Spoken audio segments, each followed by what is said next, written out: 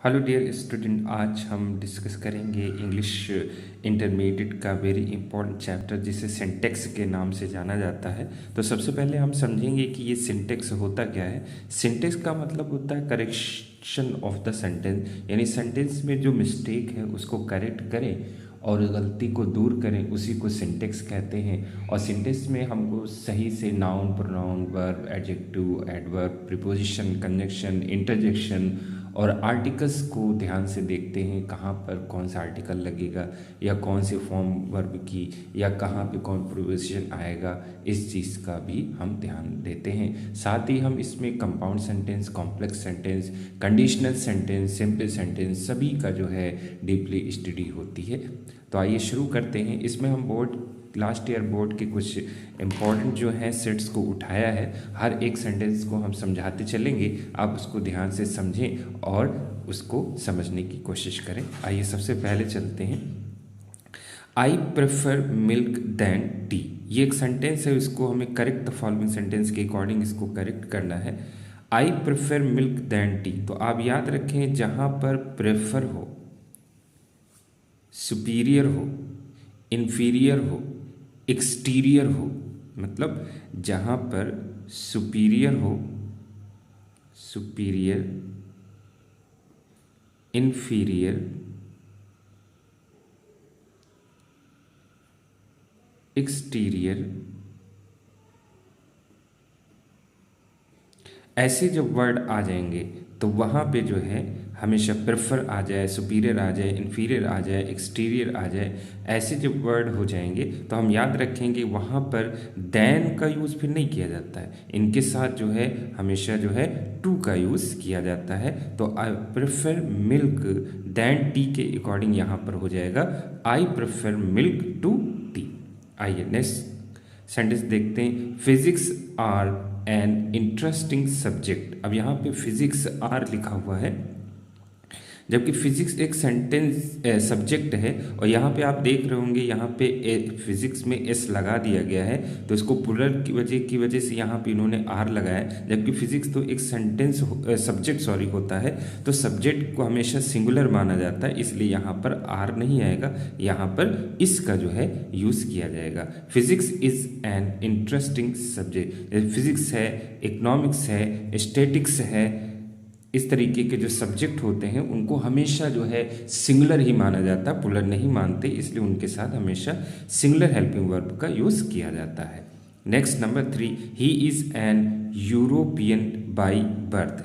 अब यहाँ पे देखिए एन का यूज़ किया गया होगा, और आपने वाविल पढ़ा है कि वाविल जो होते हैं वो 5 होते हैं, ए, ई, आई, ओ, यू।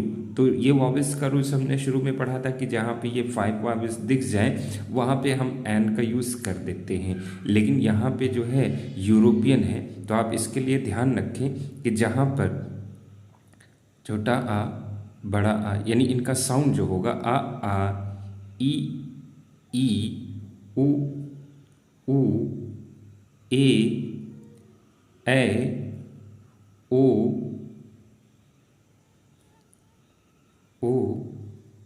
औ,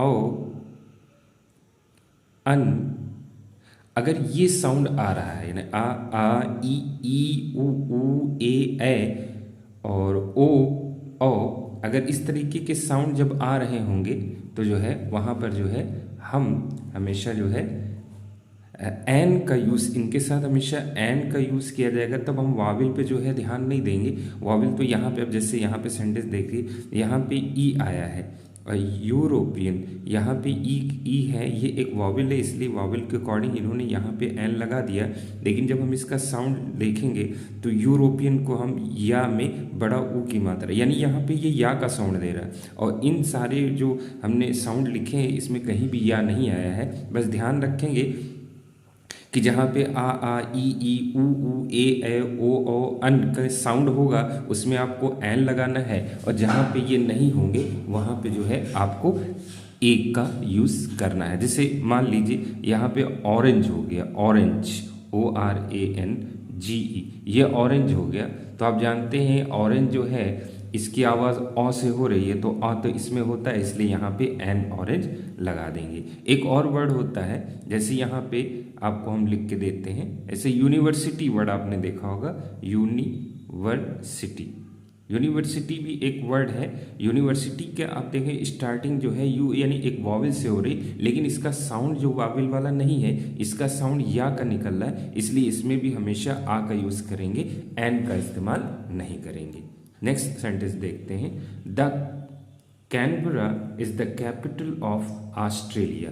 तो कैनबरा जो है ये एक नेम है, ये नहीं एक प्रॉपर नाउन है। तो प्रॉपर नाउन से पहले जो है हम किसी भी प्लेस की जगह के आगे द का यूज़ नहीं करते, इसलिए यहाँ पे केवल लिखा जाएगा Canberra is the capital of Australia.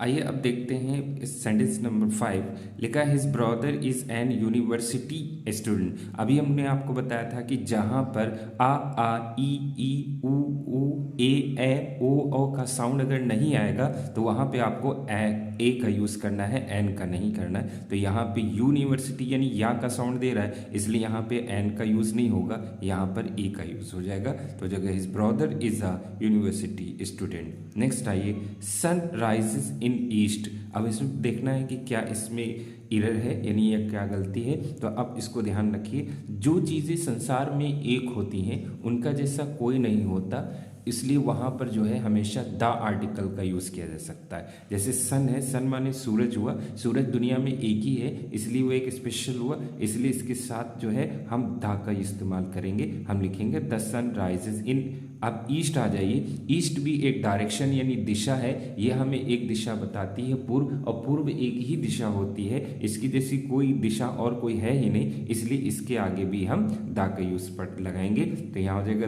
The sun rises in the east.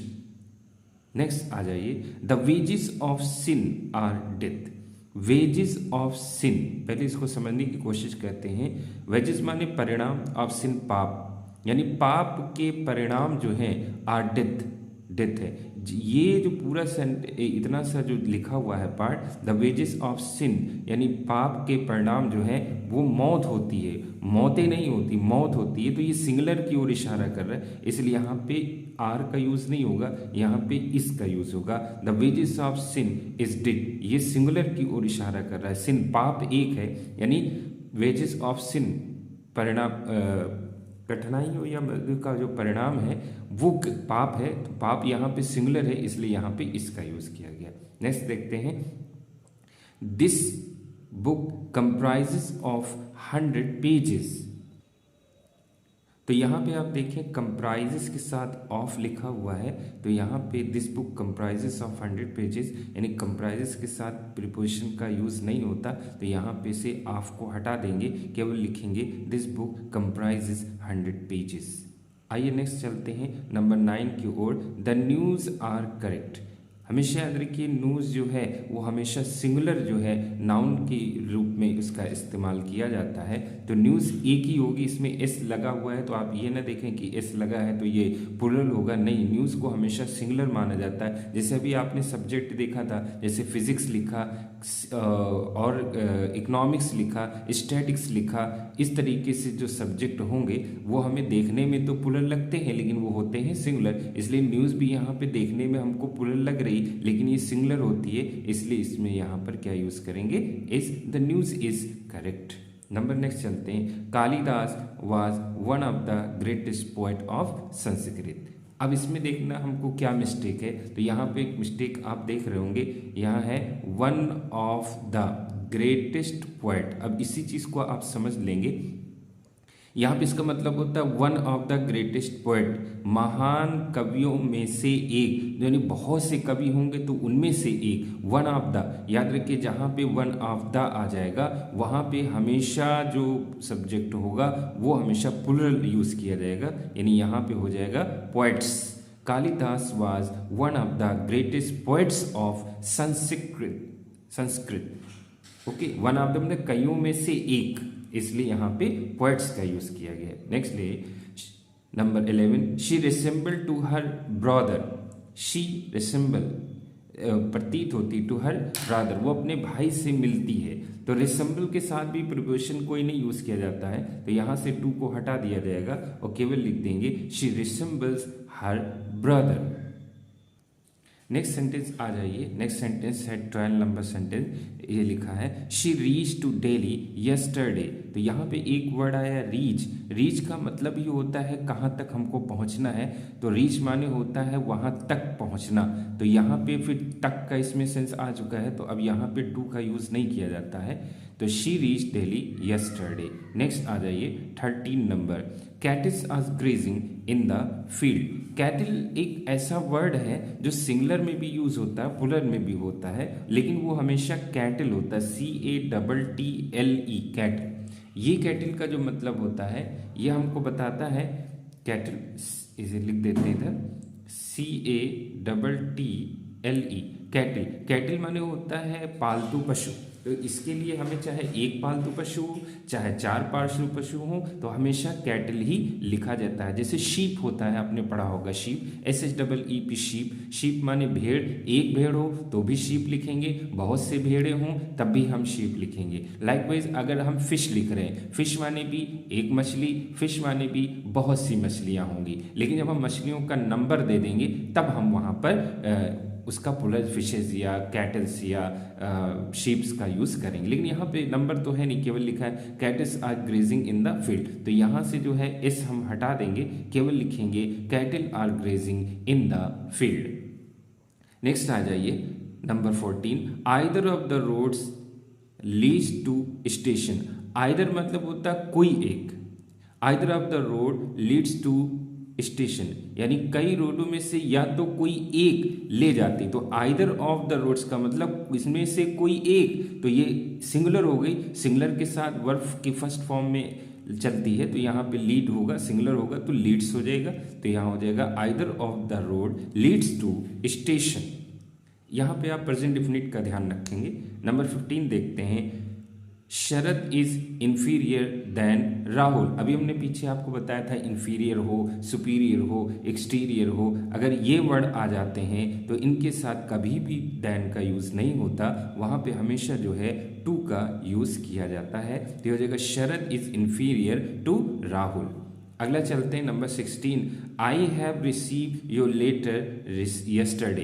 अब देखिए यहाँ पे यस्टरडे की बात हो रही है, यानी कल की बात हो रही है। जब कल कोई बात हो जाती तो वहाँ पे हैव कैसे आ जाएगा भाई, ये तो सोचने वाली बात है। जो कल गुजर गया तो वो तो हैड हो गया, प्रेजेंट में है तो हैव होगा, आगे आने वाला होगा तो विल हैव या शैल होगा। और यहाँ यस्टरडे से हमको बात पता चल रही है यानी कल की बात है, तो यहाँ पे हैव नहीं लगेगा, यहाँ पे फिर हम लगाएंगे क्या, हैड का इस्तेमाल यहाँ पर किया जाएगा। नेक्स्ट आ जाइए 17 number. She dares not stop me.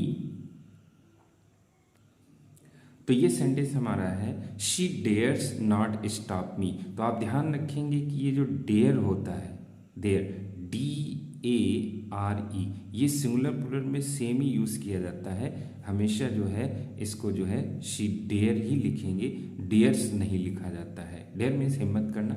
Next है I wish I was the chief minister of Uttar Pradesh. यहाँ पे विश हो रही है, विश का मतलब हो गया इच्छा हो गई। तो जब इच्छा होती है तो सब हमेशा जो है सिंगुलर या कोई भी सेंटेंस में जो हेल्पिंग वर्ब लगानी होती, वाज का इस यूज़ नहीं किया जाता, वहाँ पर वर का फिर यूज़ किया जाता है सभी प्रोनाउंस के साथ।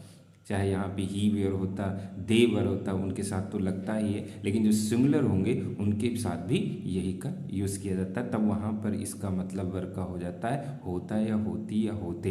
यानी आई विश, मैं इच्छा करता हूँ, I were the chief minister of Uttar Pradesh, मैं उत्तर प्रदेश का मुख्यमंत्री होता। इसलिए यहाँ पे आई के साथ वाज नहीं, क्योंकि इच्छा हो रही, इसलिए यहाँ पे किसका यूज़ करेंगे, वर का यूज़ किया जाएगा।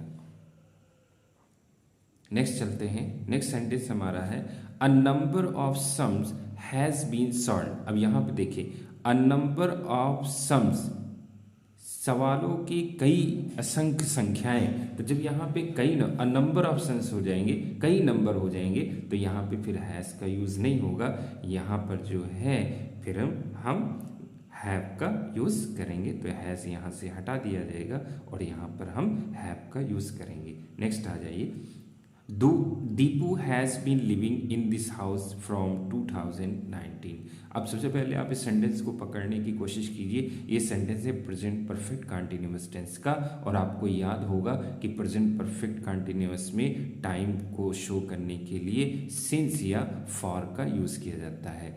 मतलब फिक्स टाइम अगर है तो सिंस लगाएंगे, और अगर फिक्स टाइम नहीं है तो हम वहाँ पर फॉर लगाएंगे। अब यहाँ पे देखिए 2018 ये फिक्स टाइम है, और ये बात भी हो रही है 2018 की, तो हमें क्लियर है कि ये फिक्स टाइम हो गया। तो यहाँ पर हम फ्रॉम का यूज़ कर ही नहीं सकते, या तो सिंस का करेंगे या फॉर का करेंगे। तो याद रखिए सिंस का यूज़ वहाँ पे करेंगे जहाँ पर फिक्स टाइम होगा। जैसे जुलाई है, जुलाई महीने का नाम, अगर 6 महीने कह दिया तो 6 महीने कोई भी हो सकते हैं, लेकिन अगर जुलाई का नाम दे दिया तो जुलाई तो एक पार्टिकुलर मंथ का नाम है, वो स्पेशल हो गया, फिक्स नाम हो गया, इसलिए वहाँ पे सिंस का यूज़ करेंगे। जैसे कह दिया 4 दिन, तो 4 दिन हम नहीं बता सकते कि 4 दिन कौन से होंगे, कहाँ से होंगे, लेकिन अगर कह दिया मंडे, तो मंडे जो है वो फिक्स डे है, तो हमको पता चलेगा। तो जब फिक्स डे होगा तो वहाँ पे हम सिंस का यूज़ करेंगे। ओके, तो यहाँ पे 2018 ये फिक्स टाइम है, इसलिए यहाँ पे फ्रॉम का यूज़ नहीं किया जाएगा, बल्कि यहाँ पर हम किसका यूज़ करेंगे, सिंस का यूज़ करेंगे। अगर यहाँ पे लिखा होता 4 ईयर्स, तो 4 ईयर्स तो फिक्स टाइम है नहीं, कोई भी 4 ईयर्स हो सकते हैं, इसलिए यहाँ पर हमेशा फॉर का यूज़ नहीं करेंगे। और अगर फिक्स टाइम नहीं है तो फार का यूज़ करेंगे, और अगर फिक्स टाइम है तो सिंस का यूज़ किया जाएगा। एक चीज़ और याद रखें कि अगर last month, last Monday, last week, last night अगर लिखा हुआ है तो हमेशा जो है वहाँ पर सिंस का ही यूज़ होता है, क्योंकि लास्ट माने पिछला तो निश्चित हो गया कि पिछला महीना ही है अभी से, तो वो फिक्स हो जाता है, इसलिए वहाँ पर भी सिंस का यूज़ किया जाता है। नेक्स्ट आइए, this is an useful book. अभी हमने आर्टिकल आपको बताया था कि आर्टिकल में एन वहाँ पर लगेगा जहाँ पे पीछे बताए हुए साउंड आ रहे हो, जैसे आ ई ऊ ए ओ अन, ऐसे अगर साउंड आएंगे तो एन लगाया जाएगा।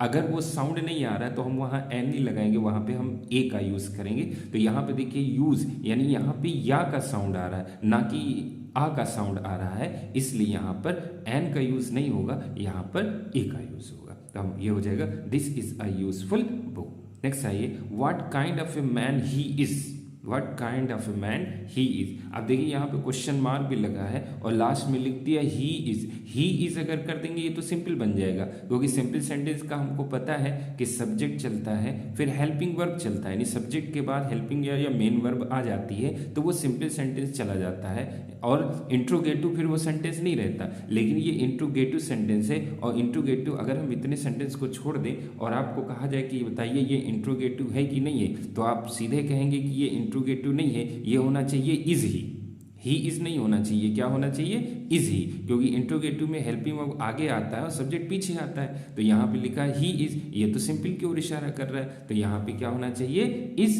ही, यानी इज़ आगे और ही पीछे होना चाहिए। अगला सेंटेंस देखते हैं। तो नेक्स्ट हमारा सेंटेंस है they all come here, they all come here. यहाँ पे दे के साथ कभी ऑल नहीं लिखा जाता है, जैसे सारे boys, all of the boys, है ना, वे सब, ऑल ऑफ देम, तो ये हो जाएगा दे ऑल, तो ये लिखा जाएगा ऑल ऑफ देम, यानी उनमें से सब, ये यही तरीके से इसको लिखा जाता है, दे ऑल नहीं लिखा जाता। जैसे लिखना हमको वे सब, तो दे ऑल नहीं लिखेंगे, इसको लिखेंगे ऑल ऑफ देम।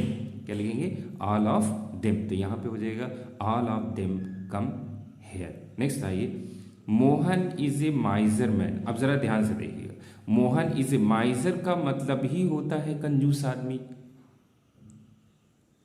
माइजर का मतलब ही होता है कंजूस आदमी या कंजूस महिला या जो भी हो। तो यहाँ इसके साथ फिर हम मैन का इस यूज़ नहीं करेंगे, क्योंकि ये खुद ही अपने में कंप्लीट एक वर्ड है। तो ये हो जाएगा Mohan is a माइजर, Mohan is माइजर, Mohan is a माइजर, Mohan एक कंजूस आदमी, तो यहाँ पे मैन का यूज़ नहीं होगा। नेक्स्ट आई, the wounded were taken to the hospital. तो ये सेंटेंस देखते हैं तो ये बिल्कुल सही होगी।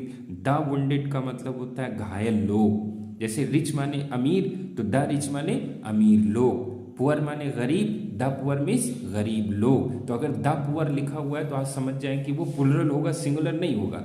जैसे वुंडेड माने घायल, द वुंडेड माने घायल लोग। तो the wounded were taken to the hospital, यानी घायल लोगों को हॉस्पिटल ले जाया गया। तो यहाँ पे प्लुरल हो गया, इसलिए यहाँ पे इन्होंने वर्ब का यूज़ किया है। इसका मतलब ये सेंटेंस करेक्ट है, इसमें आपको कोई भी करेक्शन नहीं करना है। नेक्स्ट आ जाइए 26। Nobody likes such men who are dishonest. Nobody likes, यहाँ पे जब सच का यूज़ होता है तो आप याद रखें सच जो है हमेशा जो है सिंगुलर में यूज़ होता है। यहाँ पे बहुत से हैं, मेन हैं, तो इसलिए यहाँ पे सच का यूज़ नहीं होगा, यहाँ से सच हटा दिया जाएगा। तो nobody likes men who are dishonest. सच हमेशा सिंगुलर में आता है, इसलिए यहाँ पे सच को हटा दिया जाएगा, मैन लिखा रहेगा। नेक्स्ट आइए, whom do you wish to speak. ये हमारा हो जाएगा, अब ध्यान से देखिएगा, whom do you wish to speak to, यानी किससे आप बात करना चाहते हैं, इच्छा है आपकी कि आप किससे बात करेंगे। तो स्पीक टू होगा, विश टू स्पीक टू, यानी एक टू और आपको लगाना पड़ेगा, यानी बोलना है तो किससे, कोई तो होगा जिससे बोलना है। तो स्पीक टू यहाँ पे फिर क्वेश्चन मार्क हो जाएगा। जैसे विश टू स्पीक टू, यानी किसी से बोलने की इच्छा, तो इसलिए स्पीक में भी टू लगाया जाएगा। नेक्स्ट आ जाइए 28 नंबर है, he entered in to the room, उसने कमरे में प्रवेश किया। अच्छा, अब जरा ध्यान से देखिए, इंटर का मतलब ही होता है अंदर प्रवेश करना। इंटर का मतलब होता है अंदर प्रवेश करना। तो अब इनटू लगाने की क्या जरूरत है, यहाँ पे इंटर का मतलब ही अंदर प्रवेश करना हो गया, तो अब इनटू नहीं लगाएंगे, क्योंकि यहाँ पे तो इंटर खुद ही दे रहा है। जैसे आपने एक वर्ड सुना होगा, देखा भी होगा, लिखा भी होगा, वो है नेवर। नेवर माने ही होता है कभी नहीं, यानी नेवर में खुद ही अंदर नहीं होता है, तो अलग से फिर हम नॉट थोड़ी नहीं लगाएंगे, इसलिए जो है हम वहाँ पर क्या होगा, नेवर का यूज़ करेंगे, नॉट नहीं लगाएंगे। जैसे एक और वर्ड है अनटिल, अनटिल का मतलब होता है जब तक कि नहीं, तो अनटिल UNTIL, अनटिल का मतलब जब तक कि नहीं। तो अनटिल एक वर्ड हो गया जो खुद ही उसके अंदर नहीं होता है, इसलिए जो है हम उसके साथ जो है नॉट का यूज़ नहीं कर सकते, इस चीज़ का हमें ध्यान रखें। एक और होता है जैसे फॉरबेड, फॉरबेड, फॉरबेड भी एक वर्ड है, इसका मतलब भी होता है मना करना। तो इसमें भी नॉट फॉरबेड नहीं लिख सकते, क्योंकि फॉरबेड का मतलब है मना करना, किसी को ना करने देना, इसमें भी नॉट होता है, इसलिए जो है हम इसमें भी नॉट नहीं लगाते। तो ओके स्टूडेंट, आपने देखा आज हमने 2020 सेट के सेंटेंसेस को डिस्कस किया और उसमें कमियों को हमने ढूंढा, उसको करेक्ट किया। बस इसी को ही सिंटेक्स कहते हैं। ये हमारा फर्स्ट पार्ट है जो आने वाले बोर्ड एग्ज़ाम के लिए बहुत ही इम्पॉर्टेंट है। आप इसको 1-2 बार ज़रूर देखें। इसका नेक्स्ट पार्ट जो है जल्द ही आपको मिलेगा और इसी से जो है हम हर एक सेंटेंस को आपको समझाते चलेंगे और वो आपको बहुत ही हेल्प करेगा, जिससे कि फिर आपको सिंटेक्स पढ़ने की ज़रूरत नहीं पड़ेगी। और अगर आप नहीं समझ पा रहे हैं तो एक बार आप ज़रूर पढ़ लें, उसके बाद आप इस वीडियो को देखें तो आपकी कमियां जो हैं वो दूर हो जाएंगी। साथ में जो है हम सारे रूल्स को भी एक्सप्लेन करते चलेंगे और उसका आपको समझाते चलेंगे। आप इसको ज़रूर देखें। Thank you student.